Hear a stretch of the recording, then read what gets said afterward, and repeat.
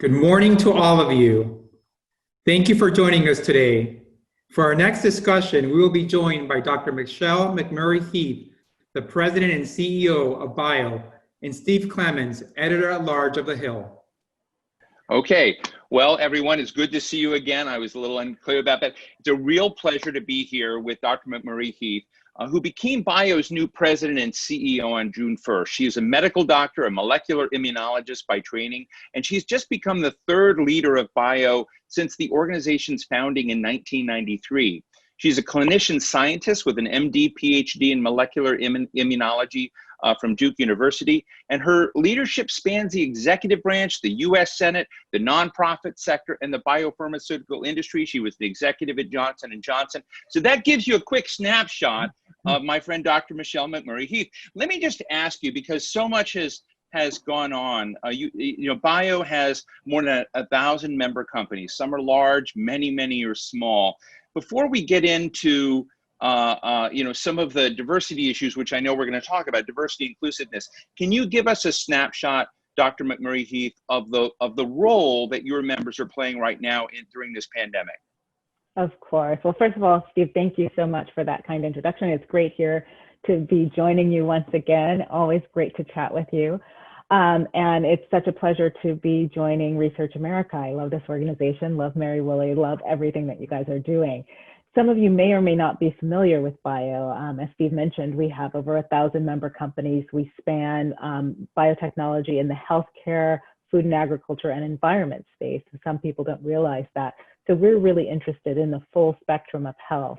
And like most involved in the healthcare space, we have been racked by COVID. You know, our industry has really had to take account of what role we have to play and how we can help improve things for this nation and for the world and get us back on our feet again.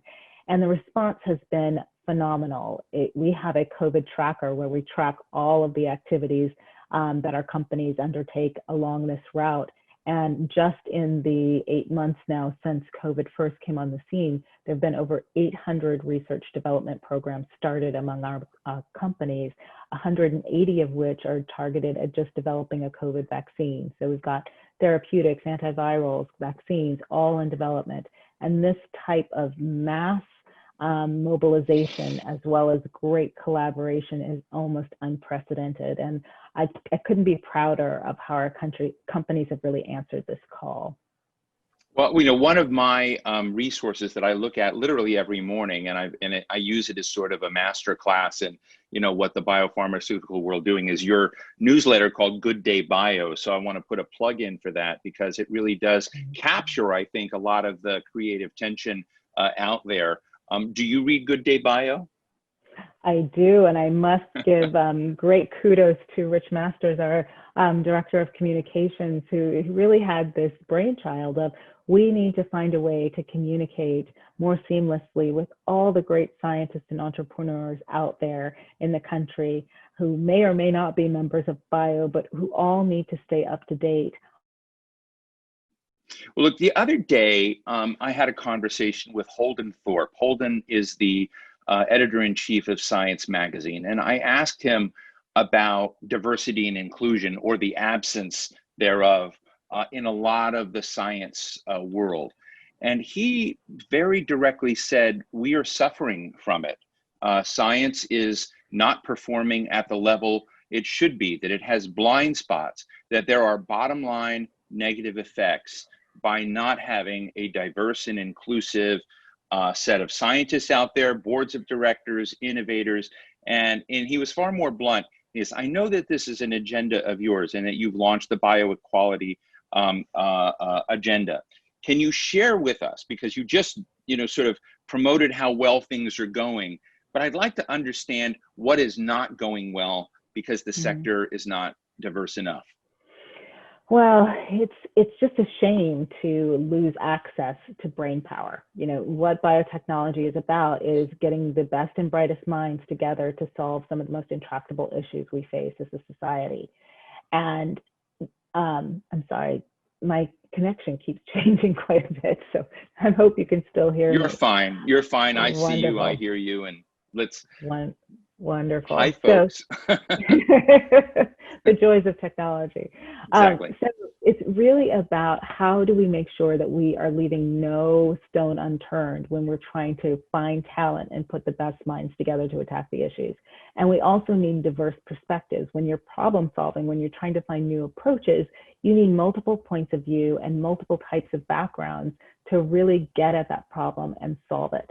And we're seeing that with COVID. So we really, as a biotechnology innovation organization, want to make sure that we are doing everything we can to, one, take a close look at health disparities and make sure that we are addressing them and doing everything we can to attack them. And two, that we're supporting the development of great talent from many different diverse backgrounds. So our bioequality agenda, which we launched almost a month ago now, is really targeted at that. And it has several key pillars. The first is health disparities and access. And in particular, we're starting with looking at access to COVID therapeutics. The second pillar is really around talent development. And how do we make sure that young minority entrepreneurs and scientists, many of whom are being trained and mentored within our member companies, have the visibility needed so that they can get great opportunities and really take part in what we call the biorevolution. And then finally, economic development. You know, our companies have huge and vast supply chains that involve partnerships and contracts with lots of different types of companies. We want to make sure there's great representation of minority-owned and women-owned businesses within those supply chain contracts so that we are spreading our influence as widely as possible. So in each of these areas, and let's just start with the first, you know, which would be fascinating, you know, on the unevenness with which COVID has hit communities, right? And so it's really disproportionately infected and killed communities of color, vulnerable communities, and certain whatnot. And we all talk about this, like it's, you know, part of our job today is to walk the talk, but we all talk about this. So I'm interested in what do we need to do to walk that, to really make sure that we're moving the needle when it comes to I think a much more even set, you know, a kind of justice, if you will, in treatment and access for those who may not have the resources, who may live across the railroad track, who may be, you know, Robert Redfield's told me recently, if we're not able to take care of the homeless person with no resources who's COVID infected and give that person support and housing, then we will fail and we will be reinfected. So I'm interested in how, you know, what sorts of alliances you think you need to solve that, because that's a big issue. Yeah. You know, I really believe that science is progress. And so if we're going to have justice, we need to make sure that there's equal access to that progress, equal access to the fruits of scientific research. And often I think too much when we talk about health disparities, we're arguing about how do we get patients access to what's available today? And then in the 5 or 10 years it takes for us to be successful, we're actually recapitulating or reformulating health disparities because we're getting patients access to cures that are at that point 10 years old. Medicine is all about the evolving cutting edge. And we want to make sure that we're not just fighting for access to medicines that are on the shelf today, but we're also fighting for access to what's coming in the future, because that's equally, if not more, important. So COVID is a perfect example of this. As you mentioned, African Americans are more than 3 times as likely to die from COVID as their white counterparts. So it's essential that we're making sure that as therapies are coming online, as they become available, which we are certain that they will, that our minority patients have as much access to those therapies as any other patient. And, you know, just this week, Bio is sponsoring a huge COVID access summit to really bring lots of stakeholders together to try to discuss in the therapeutic realm, so vaccines aside, for therapies, how are we going to ensure everyone gets equal access? And then there's the question of clinical trial diversity. You know, we have, it's been such a shame that we do not have good representation of the breadth of the populations of the American public in our clinical trials to date. And so we at Bio are doing everything we can to encourage participation, diverse participation in clinical trials, but also forming new partnerships to facilitate that. So we've been working with the Urban League and the National Council of Black Churches and other organizations just to make sure we are doing everything we can to support minority populations participating in clinical trials. Well, this other very interesting voice that I think you know, has made the comment that a lot of communities of color don't trust the science ecosystem because they're not trusted voices, not trusted ambassadors. And this is Phyllis Arthur, one of my favorite people in your organization. And I think she's maybe on the Research America program as well, and has talked about, the fact that we need more scientists, innovators that reflect the communities we serve. And that goes across the board. And this was the second pillar of the bioequality agenda, and looking at that. And I guess I just want to put it to you, and you and I have talked about this before. You've worked at a senior executive Johnson & Johnson. You worked with Aspen Institute. You're now a leading CEO of a major association in Washington. You happen to be an African American, and you've done very, very well. And molecular immunologist. Where is the track of people behind you? That and what do we do to get them? Like, it's wonderful that you are here. The question is, how can we scale however we got you, so that there are many more leaders that are scientists, innovators, from these communities? Because I think it's one of the other big agenda issues. But I don't know if you start at kindergarten or whether they're already out there and need to be brought in the door. How do we fix that problem of inclusion in a real way? It's a multi-part and very important and interesting question. In the last week, we've seen our Democratic vice presidential nominee say that she would not take a COVID vaccine. We've seen the mayor of Newark, who happens to be the son of a leading civil rights poet and author, say publicly that no minorities in the city of Newark, New Jersey should participate in a COVID vaccine trial because of the history of misuse among the medical community of minority participants in clinical trials. There is a lot of uncertainty and distrust. And I think we as scientists and as entrepreneurs and as leaders need to look at ourselves very closely and say, what role have we played in this? And how can we create a community of biotechnology leaders that look more like the communities they're trying to serve and can help those communities really thrive? And that gets to the second part of your question, which is how do we do that? And, the barriers are subtle. There's a lot of talk these days about microaggression, and it's so funny because when you look back on your own personal history, there's things you don't even register at the time, but in retrospect, you look back and you say, I don't really quite know how I made it through that. I mean, I tell the story about getting to Duke for my combined MD PhD program, and someone saying to me from the leadership, oh, we're so happy to have you here because, the last African American we let into the program left after having a psychotic break, and that in one fell swoop totally eroded my confidence and my trust that I was going to be able to get through this program, which I eventually did, and also very clearly put me in my place. And yet I think it was actually intended from a place of kindness and support. So I think we need to look very closely at how we can better interact and not just personally help individuals of color that we see coming through, but also put safeguards and processes in place to support them, to get them through those slow points. And for me, I know it was one of our great member companies really stepping to the fore. Merck had this amazing program that was a partnership with the United Negro College Fund that provided really independent funding and support for graduate students in the sciences. And it helped me be able to, purchase the lab equipment that I needed, get great mentorship outside of my department, and really thrive and shine.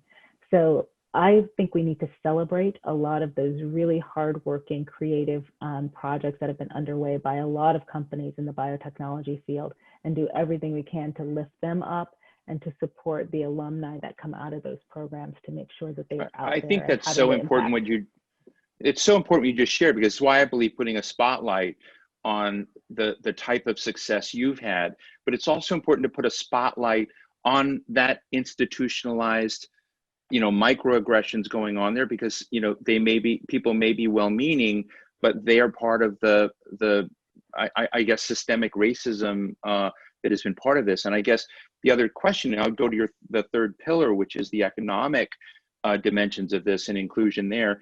It has struck me after moderating lots and lots of forums that we now have lots of evidence that boards of directors that are gender balanced, boards of directors that not only have, you know, racial diversity, but life diversity, people just from different corners of the socioeconomic spectrum do far better, have fewer blind spots, and those don't. So I've been just sort of waiting for, you know, is there a Darwinian process where those diverse companies, you know, knock out those non-diverse companies? But I guess it takes too long.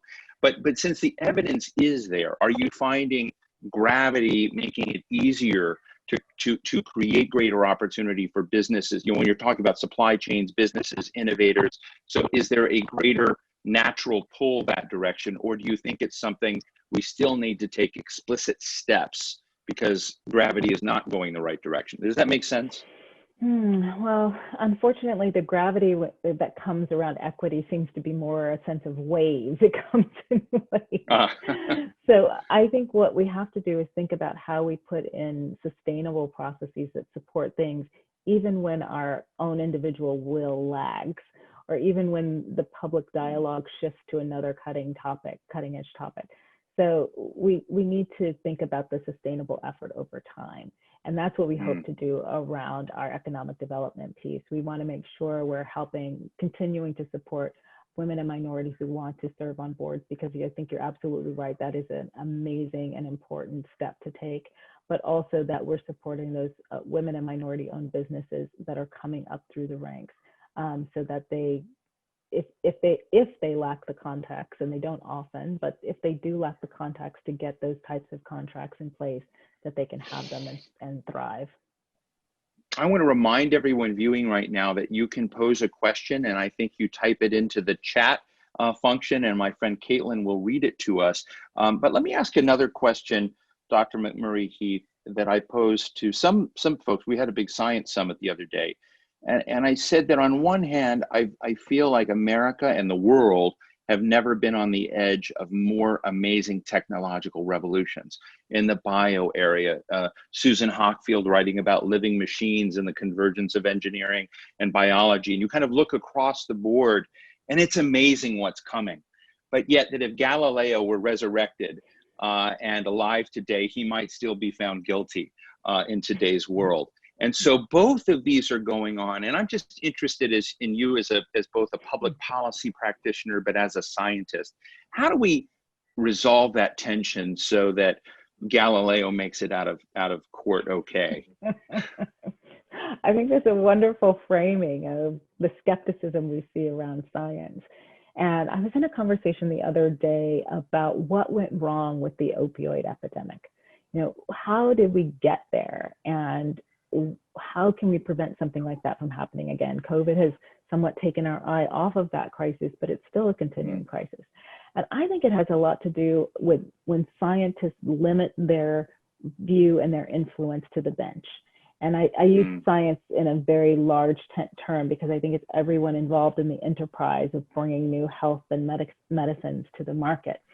I think we sometimes get cowed by the fact that the public doesn't necessarily feel like they resonate with scientists, that they feel like scientists should only stick to their sandbox and not play in the larger field. But science is about leadership. And we really need to promote and inspire and encourage our young scientists and entrepreneurs, not just to limit themselves to generating the science, but really to involve themselves in the public dialogue about how that science is used, because no one is better positioned to lead those conversations. And when we don't, bad things happen. So that is what I would love to see during my time at Bio, that we really give the confidence that might be lacking to scientists and entrepreneurs to really speak to the wider public about the importance of what we do. That's very beautifully framed. Thank you. Well, let me ask Caitlin. Caitlin, do we have questions? Hi, we do actually. I'm going to go ahead and get started on the first question. So this question comes from Valerie Kahn, who is also a panelist recently. We are working with private funders who are interested in making grants with a DEI lens. What is the best way for grantors to influence science institutions to hire, mentor, and retain a more diverse population of scientists? Perfect question. I think it's about zero tolerance. You know, what you measure will improve and what you tolerate will continue. It's really about holding people accountable, and you can hold grantees accountable. In fact, it's probably the best way to insist on accountability in what you see. And when people say, well, I can't manage to do it, have at the ready the list of those amazing companies and academic institutions and organizations that have managed to create a diverse pool, and say it can be done. You know, it's really a question of, will you do it? Can I just piggyback on Valerie Kahn's question? Is there a platform, and this is, I genuinely don't know the answer to this, but is there sort of a platform out there to highlight those examples that you just shared that have done it, that do it well, a sort of show and tell platform, or a place that those stories can be told? And, you know, part of science is testing and also being able to replicate what somebody else did. So are those examples of a, you know, a better ecosystem of diversity and inclusion, ones that can be held up and studied? You know, you're making me think, because that's actually something bio should do. We've talked about setting up kind of a gallery of the best practices in terms of educating and mentoring young minority scientists and entrepreneurs, and making a virtual LinkedIn environment, LinkedIn type environment of all the graduates of those company programs, so that they can be visible to every bio member company when those member companies are looking to fill roles. But it's also about highlighting the companies that have done amazing work to that end. So I think you've given me a call to action. That's something we need to do. Oh, thank you. Caitlin, do we have another question? We do, and I think that's such an important point, because we do have several questions about recruitment and how pharmaceutical companies can recruit a diverse range of candidates. So I think that would be a helpful resource. Another question that came in is, how would a truly diverse and inclusive workforce change R&D priorities, if it would? So just to follow up on your previous point as well, stay tuned to bio.org, because many people don't realize how many of our member companies have been supporting minority scientists for years, if not decades. Biogen, for example, has trained over 250 African-American scientists in the greater Boston area over the last 10 years. And the type of LinkedIn type community we want to create will suddenly make the names and resumes of all of those alumni visible to all of our other member companies. So I think it will be a great exchange and source of talent. But it's also really important that we continue to fight. And I'm sorry, Caitlin, you had a follow-up question as well. I want to make sure I get to that one too. I think she was asking about recruitment and how the recruitment of a more diverse workforce would change R&D priorities. Well, so many people in the healthcare space, probably more than any other sector, are in it because of personal experience with illness. You know, a lot of us are really committed to fighting cancer or working to improve health because we've grown up with family members or friends or colleagues that have faced a health challenge, and we know how important it is. You know, scientists can use their science in many different settings. Business leaders can use their acumen in many different settings, but many of them are called to health because of those personal connections. And given that we don't have an even distribution of disease in our country among different races and ethnicities, or even socioeconomic groups, it only stands to reason that when you have more diversity around that table, you're going to get different insights about what are the important patient needs that are going unaddressed, and how can you better serve them. So I think you'll get a lot more broader view of what patients are really looking for and what they need. Thank you. Caitlin, more questions? Yeah, I think that's a great point. Next question is general. What is the biggest challenge when it comes to achieving a goal of diversity and inclusiveness? Well, the biggest challenge right now is that my 8-year-old is not doing her distance learning, and she's peeping in the door. So apologies. Introduce her. Isabella, come say hello. Say hi. Hello. Hi, Isabella. Anyway, I think we all share this challenge. Yes, you may watch something, my dear. Oh my goodness gracious. Apologies for real life intruding.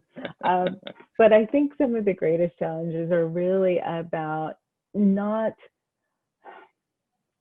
there's so much shame that we use in talking about racial inequalities in the state we're in today. And it's not really a question about shame. I don't think any of us, no matter our background or our race or ethnicity, should feel ashamed about where we are today. It's about looking at what's possible. And it's not a problem of one group not understanding another group. I think there's a lot of misunderstanding to go around. And I think our internalized, racialized views of each other are not just restricted to one racial group or another. I was thinking about a study that was popular when I was going through medical school, where they had videotapes of patients, male and female, African American and white, who all had the same cardiac symptoms, and they presented them to clinicians, black and white, to find out whether or not they diagnosed them correctly. And actually, both the minority and white clinicians were less likely to accurately identify the symptoms in African American patients and less likely to accurately identify the symptoms in women. And so we've all internalized these views that contribute to these healthcare disparities, and we all need to work towards a solution. Thank you. Caitlin? I'm getting the cue to wrap up my Q&A, so I'll turn it back to you two to close. Okay, great. Well, let me just ask a final question, and it's going to be a big meta question, but we always do that. So I guess my concern about the political period we're in, and I feel this both domestically but also globally, because so many of your members have international profiles. They may have immigrated to this United States, they have partnerships globally, but even within the United States domestically, the thing that seems to have collapsed just about everywhere is trust. Walls are up, we're all connected, but walls are back, nationalism is back, divides are back. And it's just, I don't know how science is gonna work in a high fear, low trust world. And I'm interested if you've thought at all about that and what the implications of that are. Maybe science will continue anyway, but I just have to think that the toxicity and lack of trust in our times matters at some level. It matters, and it doesn't help, and it slows scientific progress, but I am very, very hopeful that scientists will actually be the ones that keep those bridges open and actually reestablish that trust. When I was at Johnson & Johnson, I had a team that was responsible for 150 countries, so they were dispersed all over the world. And it was so interesting to see how companies are used to working in lots of different multicultural situations. They're used to understanding the culture in a variety of different markets and really building those collaborations and bridges across those cultural divides. So our companies know how to get that done, and they know how to do it well, and they know how critical it is to not just their individual business success, but also to improving health globally. And so if COVID doesn't show us that we're all very intimately linked and that our fates are tied, and our scientific solutions to COVID don't prove that the only way forward is through collaboration and cooperation, then nothing will. And I'm very hopeful that our science-based companies will lead that charge. Well, Dr. Michelle McMurry-Heath, the new president and CEO of BIO, the Biotechnology Innovation Organization, it is always a pleasure to have my mind stretched out by you. And thank you so much for joining the Research America Summit today. Thank you. Thank you so much, Steve. Great to see you. Thank you, Michelle and Steve. Please continue to join the conversation in the chat feature on your platform and on Twitter using the hashtag #RAForum. We just heard from a true leader, one who doesn't shy away from challenges, but confronts them with authenticity, commitment, and the courage to challenge the status quo. The next individual you will hear from as part of our 20 Voices, 3 minutes, 1 question feature displays those very same qualities. He is leveraging science to go after unmet challenges. I feel sorry for those challenges. They don't have a chance. Watch now.